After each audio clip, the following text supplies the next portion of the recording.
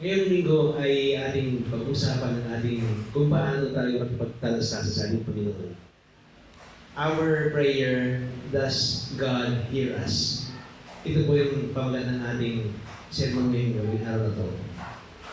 Prayer is convening, conversing, and communing with God and listening to Him for purpose of aligning our will with Him. No? Ganun po yun, no? Ibig sabihin, hindi lamang yung gusto mong mangyari. Pag ikaw ay nagdarasal, hindi lamang yung gusto mong mangyari. Dapat, naka-align sa kagustuhan ng ating Panginoon. Kaya di ba, sabi, your will be done. Hindi, my will be done. No? So we come before God in the name of Jesus or Yeshua. Based on His Word. Ito yung sa Biblia, yung katuruan ni Jesus Christ, no? And guided by the Holy Spirit.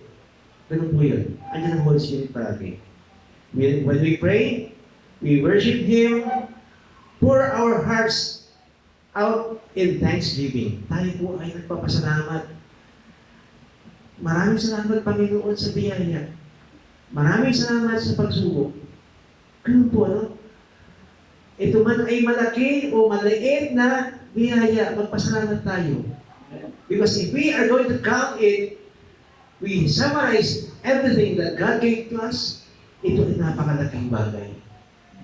Ang problema sa atin, kapinangot na biyaya, nagkukumpay ka pa. Ano?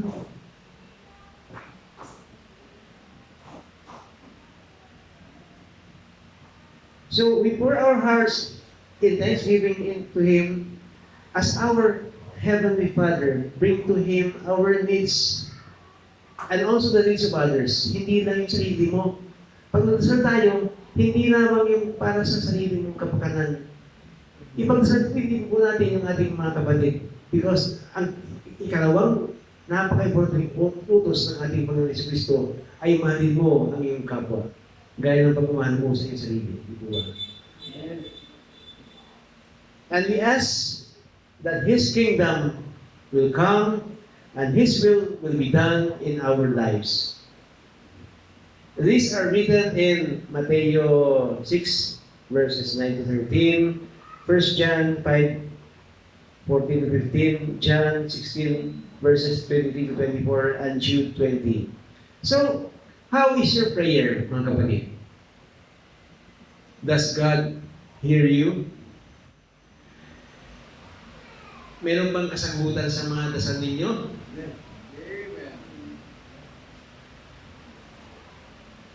Marami ang nagmamalaki sa kanilang dasal na sabi, pinapakinggan ng Diyos sa aking sagot, aking dasal. Pinadasal ko yan kaya nangyari. And some are even proud na mag-lead ng prayer sa harapan o sa mga grupo, no? But do you really understand what you are doing? Kasi pagka, di ba may kasabihan, pag bulag ang nalaakay, pare-paras yung mahulog sa hukay. Do you pray the real prayer? Kanina, binasa ni Brother Alvic yung ating the Lord's Prayer, tawagin natin.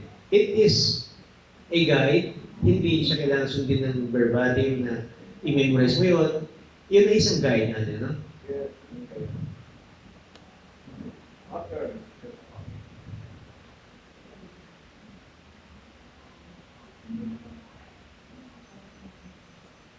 Because when we pray, we are conversing and communing with ang ating Panginoong Diyos. What should be your attitude pag humarap ka sa ating Panginoong Diyos? Karamihan nagyayabang. Inaaway pa ang Panginoon eh. Sa kabilang simbahan na pinanggalingan ko, may isang kapatiran, pag nagdarasal, inaaway ang Panginoong Diyos. Sabihin ba niya, ikaw ang dahilan kung bakit nagkaganito ako ang buhay ko. Tama ba yun?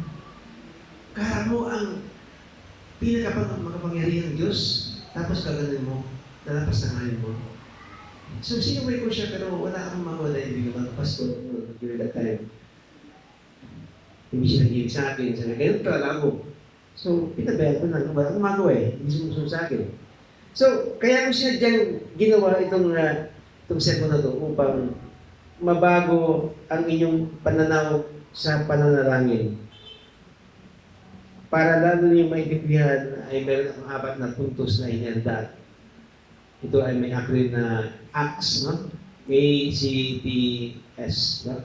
So, basic na to. Basic siya, no? Basic, pero sana ay lalo limawan ng inyong pananaw tungkol sa pagdarasal. Yung point number 1 is letter A, ito yung adoration. Adoration. Kinikilala natin ang kaluwalhatian ng ating Panginoong Diyos. Kaya sa Mateo 6 verse 9, sinabi ni Yeshua, Our Father in heaven, hallowed be your name. Sa salitang Aramaic, na salita ng ating Panginoong Yeshua, sabi niya, Abino Shibashmayin Yet Kadish Shimka. Ibig sabihin, ang iyong pangalan ay napakabanal. Isang pagkilala sa kadakilaan ng Diyos na dumalang sa atin at pati na ang anak ng Diyos mismo ay kumikilala sa kanyang kadakilaan. When we pray therefore, it should be full of reverence and respect to our God the Father. He is our Father and we are His children. 1 John 3 verse 2. Nakikita niyo, anak tayo ng Diyos. We are adopted sons of God. Kaya dapat, yung paggalang, kaya paggalang natin sa ating Ama na pisikal, ganun din dapat gawin natin sa ating Ama na nasa langit. Amen? Sa umpisa ng dasal, dapat ito ay puno-puno ng papuri at pagdadakila. Amen? Point number 2, confession.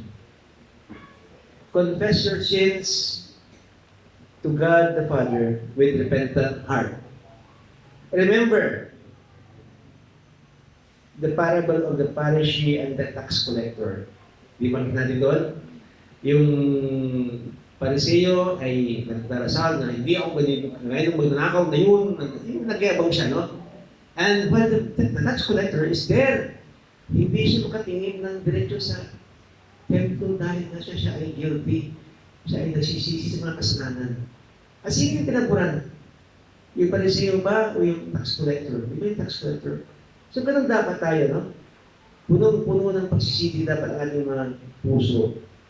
Lahat tayo ay makasalanan, pati na ako. Kahit na nag-promise na tayo na hindi na natin ulitin yung kasalanan na yun, kinabukasan ginagawa natin, di ba? The most important thing there is we have this repentant heart. Nagsisisi ka, gawin mo yung mga kaya mo na huwag nang ulitin. Pero pag nag-ulit mo nagawa, ano gagawin mo? Humingi ulit ng tawad sa ating Panginoon. Because all of us are work in progress. Kaya mga kapatid, don't feel guilty kung nagkasala ka muli. Important yan ay humingi ka ng pagpapatawad at do your best na huwag na muling magkasala. Amen? Sabi ni Juan sa 1 John chapter 5 verse 10, The Lord God is so faithful and waiting to forgive you. And if He forgives you, He forgets your transgression. Nakalimutan niya yung mga kasalanan mo na parang bagong tao, bagong nilalang na walang kasalanan. Kaya ang gawin natin naman ay humingi ng tawad. Magbago tayo para ng isang bagong nilalang sa harap ng ating Panginoong Diyos.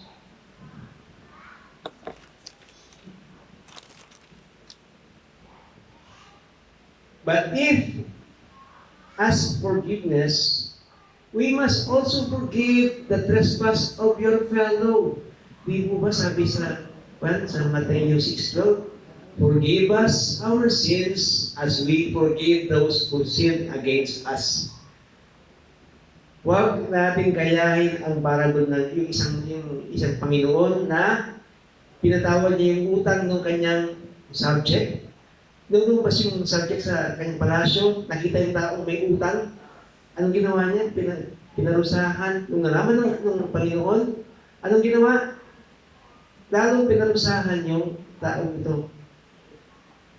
Dahil sa pinatawad na yung utang na napakalaki, pero yung utang ng kaibigan niya na maliit lang, ay hindi pinatawad. So, we must forgive those who trespass against us if we ask forgiveness.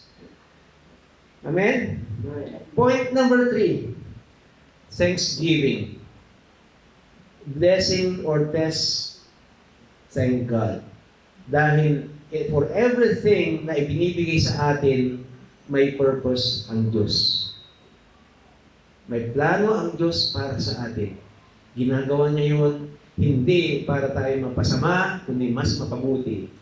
Because remember, our God, our Daddy, knows what's best for His sons and daughters. Amen? Kaya kung ginawa niya yun, huwag kang magtampo. May plano ang Diyos para sa iyo. Blessing dahil masuri kang naging masuri ng tao, masuri ng anak ng Diyos. Maliit man ito, pag pinagsama-sama, di natin namamalayan the blessing is so gigantic. No? Test dahil gusto ng Diyos na lalong mapatatag ang faith o paniniwala mo sa ating Panginoon. Pag-ising mo ng umaga, pasalamatan natin ang ating Panginoon sa bagong buhay na ibigay sa iyo. Amen? Hindi yung umaga na naman ay naman ang trabaho. Hindi po, no? Dapat ay puno ng pag-asa ang ating buhay dahil binigay ng Diyos sa yan upang mabuhay ayon sa kanyang kagustuhan. Amen? Sa pagkain nakahain, ano ba nangyari? Do you thank God or do you just take picture of the food and post it in the social media? So sana gawin natin ay di ba napakasarap kung humingi tayo ng pasasalamat sa pagkain nakahain na ito naging kalakasan ng ating katawan. Di po ba mga kapatid? Napakasarap ng gano'n na we pray for the food that is served in front of us as blessing for us. Diba? Na pagsasalunan natin mga kapatid sa paniniwala. Point number 4, supplication. Ito yung ipagdasal natin ang mga pangailangan natin. Ang turo ni Yeshua, ni Jesus, give us this day our daily bread. Hindi niya sinabing, give us this day our weekly bread, our monthly bread, our yearly bread. Ang sabi niya, our daily bread. Bakit? Dahil gusto ng ating Panginoong Diyos, araw-araw tayo magipagdarasal sa Kanya. Araw-araw tayo magdasal sa Kanya. Pag-ising ng umaga, bago kumain, bago matulog, everything na gagawin natin, kailangan ay humingi tayo ng guidance sa Kanya. Amen? Remember, yun nangyari sa Exodus na kung saan God sent manna from heaven. No? Makita natin dito, ang sabi ni Yahweh, kumuha lang kayo na makakain sa buong araw na to. Ano nangyari nung sinumay? Di ba nasisira yung mana? So ganun po, no? Dahil, because of the human nature of being greedy, doon nagkakaroon ng problema. No? Kaya tinuturuan ng Diyos ng tao na maging kung anong meron, sa okay na, di ba? Ganun ba tayo? Contento ba tayo? Paano meron tayo? Or you long for something, no? Because it's human nature. So sana ay, kung ano meron tayo, pagkasyahin na natin. No? May kasabihan, pag mali yung bumalugtot, bakit bumalugtot, di ba? Within our wings.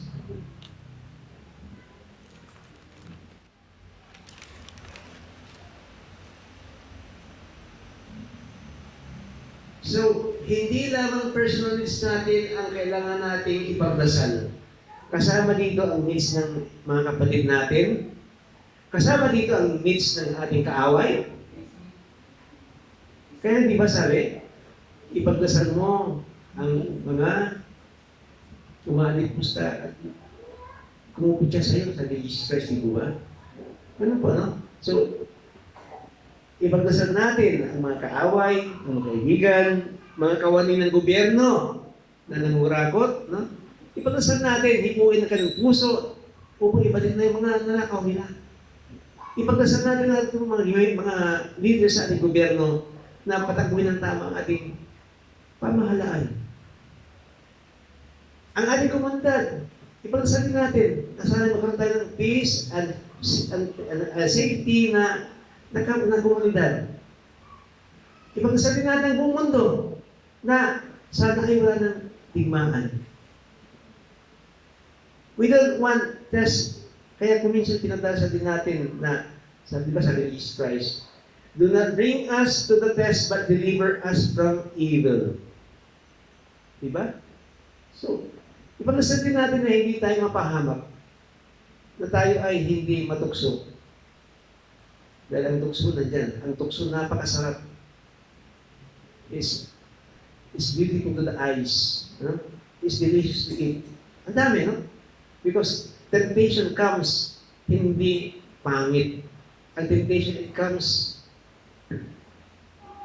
delicious. It comes handsome. Ganyan Lucifer, napaka-handsome niya.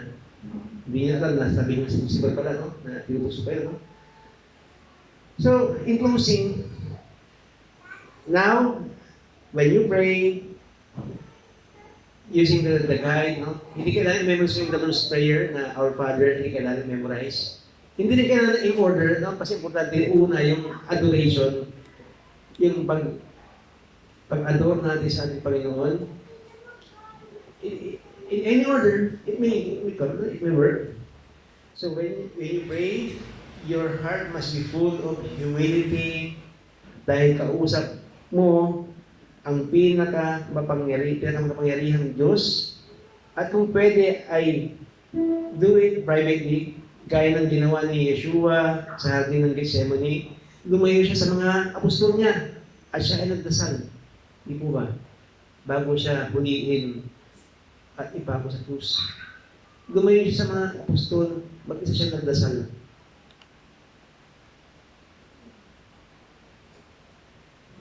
Katuruan din ni Yeshua sa Mateo 6:6. Sabi niya, but when you pray, close the door. The Father who see you in secret will reward you openly.